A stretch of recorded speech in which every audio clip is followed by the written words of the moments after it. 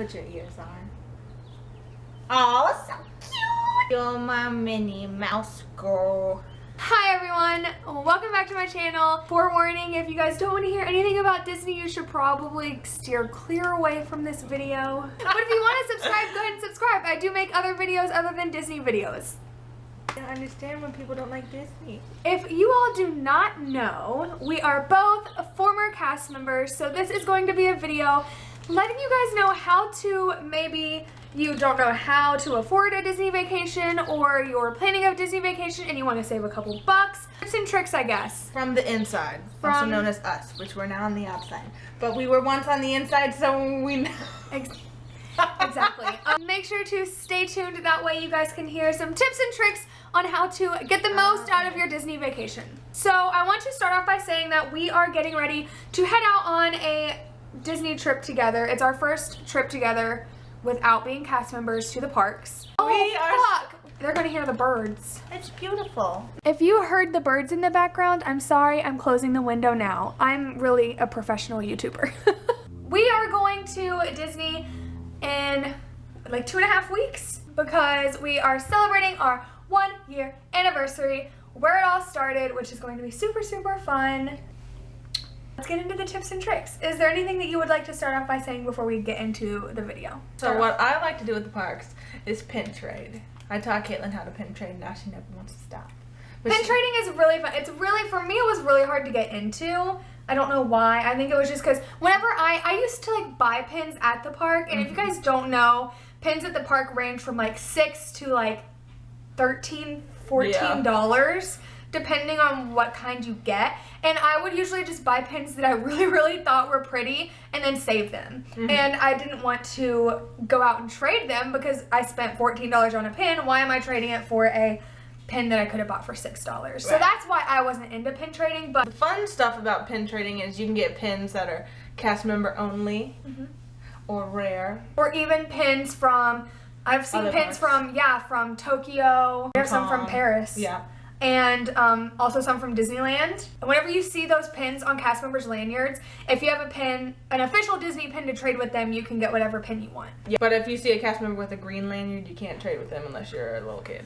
So don't even try that. I didn't even know that. I know it all. If you want a pin trade, you shouldn't buy your pins in the park because you're gonna spend like $40 for a pack of 6 pins, which is a waste of money.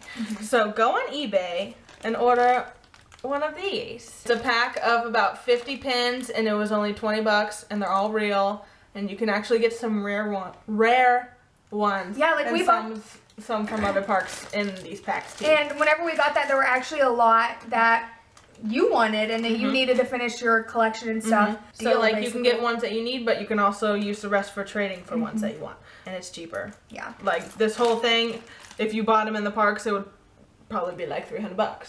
Honestly. So just type in like lot of however many pins you want, Disney pins. Good advice. The first thing that I want to touch on is whenever you're planning a Disney vacation, of course you're wondering like, where am I going to stay? What's the best affordable option to do it? Where are the resorts located? How am I going to get to the parks? How am I going to, you know what I mean? Like stuff like that. If you're going more towards the value side of it, Disney actually does have value resorts. I know growing up, that's where I stayed because my family basically, they weren't like, we're going to spend $400 a night on a Disney resort. Why not pay $100 a night and you still get the perks of staying on Disney property, like the buses that take you to the parks. You also get free parking whenever you stay at the resorts if you're driving your car. People look down on the value resorts thinking they're not as great as the rest, but they really are just as good. They have the restaurants and the pools and all the theming, and it's just as fun, and it's not any different than... Especially if you have smaller kids. Yeah. I would definitely recommend going to a value resort because sure, it's nice to stay at a really nice resort, but if you have younger kids with you, why not stay at a resort that you can get for 75% less of the cost of a giant resort, and you get twice as much fun? Because I think that the theming at the value resorts is a lot more geared towards children. My personal favorite is probably Pop Century. Pop Centuries. I only stayed there once. Have you stayed there once or twice? Like billions. Okay, I only stayed there once, and that was like whenever my dad and I went. I really like All-Star Music or movies. Movies is good too. Movies is They're really all good too. They're all good. I don't like the All-Star Sports though. You gotta be into sports to stay into sports, but We're getting ready to stay at Art of Animation. Art of Animation. Well, Art of Animation is just a step above the rest. So Yeah. it's still kind of In the between a value price and a range. moderate. Yeah. Disney does have a lot of deals that they carry too, like summer savings. I believe that we got 35% off. 35% off of our stay. So we didn't get it for that bad of a price at all. So Like, it's pretty much what we would pay as cast members. if you're looking for other resorts that are really nice, I really like Port Orleans. Port Orleans is great. Port Orleans is really, really nice. I believe that's in the moderate section. We stayed at Animal Kingdom Lodge in the Boy. DVC, the Disney Vacation Club Villas. That was really, really nice. I wouldn't pay out of pocket for that. That was a magical moment. Like, we didn't pay to stay Yeah, there. We paid to stay in a normal room, and then they upgraded us.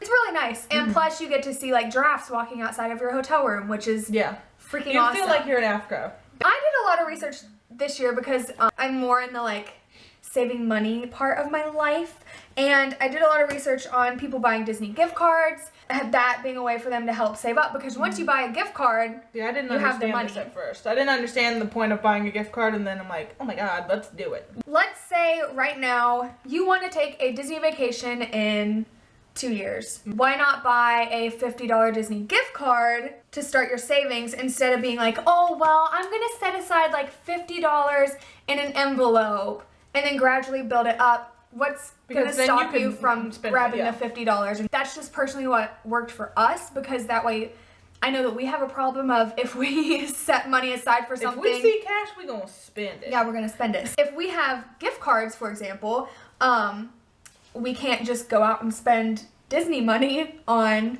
McDonald's. I personally got a Target Red gift card, which you get 5% off of all purchases made. That does count on your gift card, so you would get 5% off of whatever price that you are paying for your Disney gift card, which does save you a couple bucks, which is nice. I haven't gotten to do that yet because I just got my Target Red card in the mail. I know that the money that I'm putting towards all my gift cards, I'm using to pay off the rest of the hotel. I've also heard that people will use their magic bands, voila, as a way to like rack up stuff on their room, like charge it to their room. They don't charge your credit card until after you leave the resort. So Emily didn't get this at first whenever I explained it either.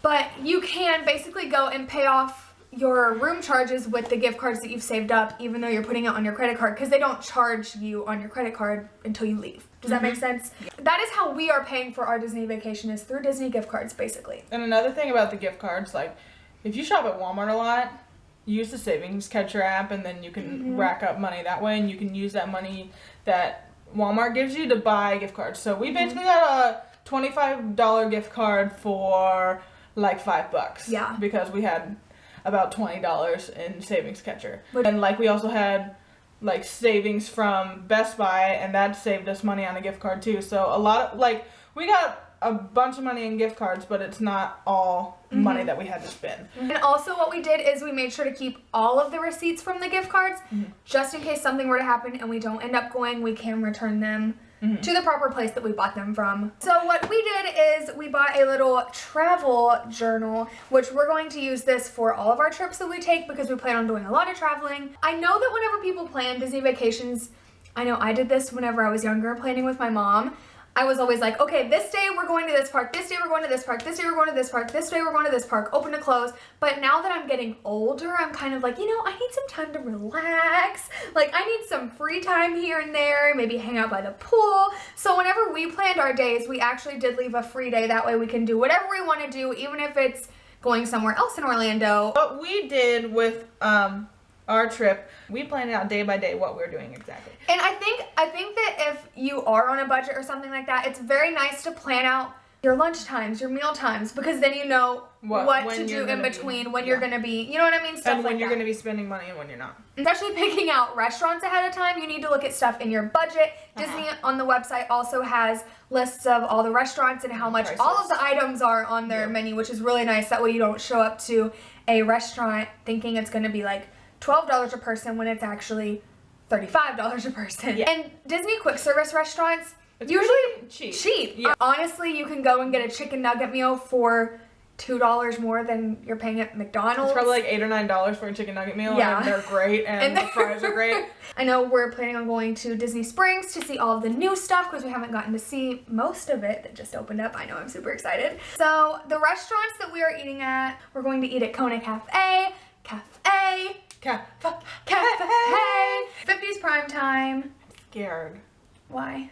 I'm gonna be put into a corner. I love 50s Prime Time. It's really good. They're gonna hit me with a belt. We're eating at Tony's in Magic Kingdom, which is an Italian restaurant. I've never eaten there before. Same. She's never eaten there before, so like, why not? I know that at Epcot we're planning on eating around the world, and affordability-wise, eating around the world, I don't even know the best plan. Our logic is, if you really want to do it, do it. Yeah. Like, why miss out on the chance to do it? Why waste life worried about that? And another thing that I want to touch on is merchandise in the parks. Mm-hmm. Like, we went to the Disney store today, and I was kind of looking around at all the pricing of stuff, and I know it's very, very expensive. If you're someone that has small, younger girls that you're taking to the parks, Oh, yeah. a lot of people spend a lot of money on buying, like, the dresses at the parks, which, I mean, I'm sure that's really fun and exhilarating to do. But like I said, if you're, like, going more towards the financial side of things, the dresses are just the as dresses nice. are just as nice at the Disney store, and also they had them 40% off today. They look exactly like the ones in the parks. And they even have costumes for boys. Don't forget that. Like, Yeah. if you want to be a stormtrooper, Be a stormtrooper. They got trooping outfits And there. I know that you can bring your own clothes to Bibbidi Bobbidi Boutique if that's something that you're thinking about. Because I know people buy the dresses and go to Bibbidi Bobbidi and get their pictures taken, get their hair done and stuff like that. You can take your own clothes and get your hair done and stuff like that and take pictures. That way it saves you $100 on the dress, because I think that's around how much it costs in the they're park. expensive. Let's talk about the shirts. Oh, I love t-shirts. And I love to buy them. I love to collect them. And of course it's our first 1 year anniversary, so we gotta get couples t-shirts.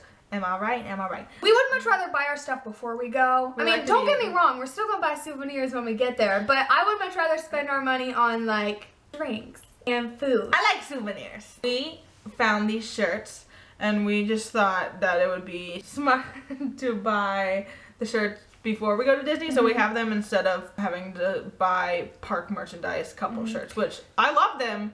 We have them.